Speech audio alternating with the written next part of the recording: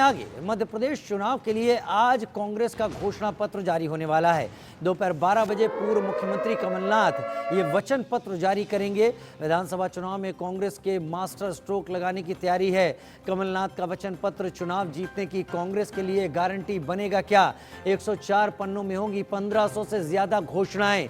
पिछले चुनाव की तरह इस बार भी वचन पत्र जारी कर रही है कांग्रेस। वचन पत्र में महिलाओं, युवाओं, ओबीसी और किसानों पर फोकस करने की तैयारी है कांग्रेस की।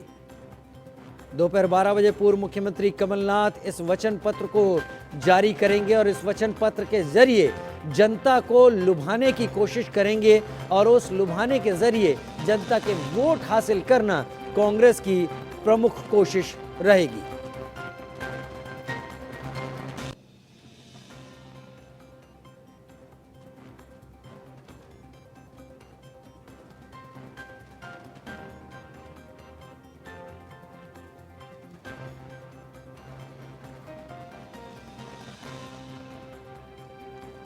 कमलनाथ पूर्व मुख्यमंत्री मध्य प्रदेश, तस्वीरों में आपको दिख रहे हैं। सारी तैयारी हो चुकी है, वचन पत्र सामने आने वाला है। किस तरीके से बीजेपी को चैलेंज करती है, क्योंकि ये वचन पत्र या घोषणा पत्र भी एक अहम पुलिंदा होता है जो कि जनता के सामने रखा जाता है और उसके जरिए बताने की कोशिश की जाती है कि जनता के लिए क्या करने की सोच पार्टी रख रही है और उस सोच के जरिए जनता को लुभाने की कोशिश होती है। इस लुभाने के जरिए जनता के वोट हासिल करना असल उद्देश्य होता है। तो वो क्या चीजें होती हैं जिन्हें कांग्रेस अपने वचन पत्र में रखेगी? चेतन सेठ मेरे साथ भोपाल से लाइव जुड़ गए हैं। चेतन, इंतजार दोपहर के 12 बजे का है जब वो तुरुप के इक्के निकल कर सामने आएंगे कांग्रेस के, जिनके जरिए वो मध्य प्रदेश की जनता को अपने पाले में करने की कोशिश करेगी।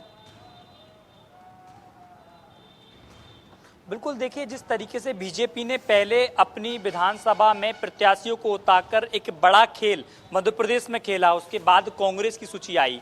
अब कांग्रेस वचन पत्र के माध्यम से मध्य प्रदेश में बड़ा एक मास्टर स्ट्रोक खेलने जा रही है, क्योंकि 8 महीने के निचोड़ के बाद जो कांग्रेस के तमाम जो बड़े लीडर थे जिनको मध्य प्रदेश के वचन पत्र की जिम्मेदारी दी गई थी, जिसमें पूर्व 3 रिटायर्ड आईएएस अधिकारी और राज्य सेवा कर चुके कई रिटायर्ड अधिकारी हैं, जिनने मध्य प्रदेश में दौरा किया, मध्य प्रदेश की आम जनता से बातचीत की, उनसे जो 8 महीने का निचोड़ निकाला उसमें 104 पेजों में 1500 से ज्यादा घोषणाएं आज कांग्रेस करने जा रही है। कांग्रेस दावा कर रही है कि अगर मध्य प्रदेश में कांग्रेस की सरकार आती है तो पहली कैबिनेट में किसानों के लिए, महिलाओं के लिए, जातिगत जनगणना के लिए और युवाओं के लिए, बेरोजगारी के लिए, तो तमाम ऐसे मुद्दे हैं जो पहली कैबिनेट में प्रस्ताव में पास किए जाएंगे। कांग्रेस की 104 पेजों में 1500 से ज्यादा घोषणाएं हैं, क्योंकि मध्य प्रदेश में 2,70,00,000 महिलाओं की आबादी है। इन महिला वोट बैंक को कैसे साधना एक कांग्रेस प्रयास कर रही है, क्योंकि पिछले 5 और 6 माह से हम देख रहे हैं मुख्यमंत्री शिवराज सिंह चौहान लगातार मध्य प्रदेश की लाडली बहनों को साधने की कोशिश कर रहे हैं। पहले सरकार ने 1,000 रुपए प्रतिमाह देने की बात की, उसके बाद इसको राशि को बढ़ाकर 1250 की। जब कांग्रेस ने अपने वचन पत्र में महिलाओं को नारी सम्मान के नाम से 1500 रुपए देने की बात कही तो मुख्यमंत्री शिवराज सिंह चौहान कहने लगे कि हम महिलाओं को आने वाले समय में इस राशि को बढ़ाकर 3,000 रुपए तक किए जाएंगे। कहा जा सकता है कि कांग्रेस अब महिलाओं को साधने में इस योजना से सक्षम रहेगी। कांग्रेस दावा कर रही थी महिलाओं को हम सिलेंडर 500 रुपए का देंगे, लेकिन सरकार ने 450 का किया। आज इस वचन पत्र में बात की जाएगी कि महिलाओं को 500 रुपए में गैस सिलेंडर दिया जाएगा। 100 यूनिट से अगर कम बिजली होती है तो वो बिजली फ्री होगी, अगर 100 यूनिट से ऊपर होगी तो उसका 100 से 150 रुपए चार्ज लिया जाएगा। तो यानी कि महिला वोट बैंक को ऐसे कांग्रेस साधेगी इस तरीके से, वो तो सही है। लेकिन चेतन, 1500 से ज्यादा घोषणाएं, अगर इन्हें 1500 घोषणाएं भी मान लिया जाए और ये माना जाए कि कांग्रेस आगे आने वाले चुनाव में सरकार बना लेती है, तो हर साल के हिसाब से कांग्रेस के पास 300 घोषणाएं पूरी करने का एवरेज होगा। हर महीने के हिसाब से 25 घोषणाएं पूरी करने का एवरेज। हर महीने 25 घोषणाएं अगर कांग्रेस पूरी करेगी तो काम कब करेगी? देखिए, मुख्यमंत्री शिवराज सिंह चौहान की अगर हम बात करें, अभी भारतीय जनता पार्टी की वर्तमान में सरकार है, लगातार पिछले 3 साल के कार्यकाल में 2200 से ज्यादा घोषणाएं कर चुके हैं कांग्रेस के तमाम नेता और कमलनाथ दावा कर रहे हैं। यही कारण है कि अब मध्य प्रदेश में एक बड़ा गेम चेंजर होने वाला है, क्योंकि मध्य प्रदेश के सर्वे जिस तरीके से आ रहे हैं, सर्वे में बीजेपी और कांग्रेस दोनों ही पार्टियों की स्थिति ठीक नहीं है। 2018 के जो हालात थे वही परिणाम एक बार फिर होने वाले हैं। इसी कारण कांग्रेस अब हर वर्ग को साधने की कोशिश कर रही है, क्योंकि मध्य प्रदेश में 60% से ज्यादा ओबीसी की आबादी है और ऐसे में जातिगत जनगणना एक बड़ा मुद्दा होने वाला है।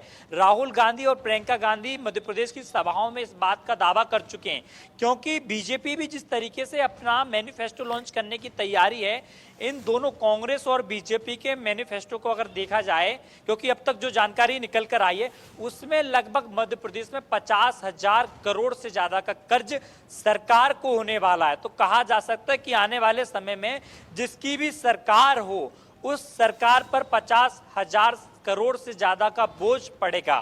कांग्रेस के नेता दावा कर रहे हैं कि घोषणाएं की जाएंगी, लेकिन इन घोषणाओं पर जो बड़ी घोषणाएं हैं, मध्य प्रदेश की जरूरी घोषणाएं हैं, बेरोजगारी का मुद्दा है, महिलाओं का मुद्दा है, जातिगत जनगणना का मुद्दा है, इन मुद्दों पर पहले काम किया जाएगा। क्योंकि हमने 15 महीने के कार्यकाल में देखा, सरकार चीजों को समझ रही थी और चीजें जब तक समझ रही थी, हमने किसानों की बात की, किसानों यानी बड़ा इशारा है, बड़ा इशारा है। घोषणाएं कर दो, वचन पत्र सामने रख दो और जाति गणना करके जातियों में बांटने की एक तैयारी कर दो, जिससे हर जाति को लगे कि उसको लाभ होने वाला है और वो पार्टी के पक्ष में आ जाए। तो पूरी तरीके से खेल यही हो रहा है। बाकी तेरी घोषणा मेरी घोषणा से अच्छी कैसे, इसकी लड़ाई फिलहाल कांग्रेस में शुरू होने वाली है। बहुत शुक्रिया चेतन सेठ मेरे साथ जुड़ने के लिए भोपाल से तमाम जानकारी के साथ। आगे बढ़ते हैं। कांग्रेस ने 230 विधानसभा सीटों में से 144 सीटों पर अपने प्रत्याशियों के नाम का ऐलान कर दिया है। अब दूसरी लिस्ट का बेसब्री से इंतजार हो रहा है। कांग्रेस ने 22 विधायकों की सीट होल्ड कर रखी है। इसके साथ ही 64 वो सीटें जहां कांग्रेस पिछले चुनाव में हारी। 18 अक्टूबर को कांग्रेस की दूसरी सूची जारी हो सकती है। दूसरी लिस्ट को लेकर क्या है कांग्रेस की रणनीति और तैयारियां, समझते हैं हमारे संवाददाता कुलभूषण सक्सेना से। मध्य प्रदेश में 17 नवंबर को मतदान होगा, 3 दिसंबर को परिणाम आएंगे।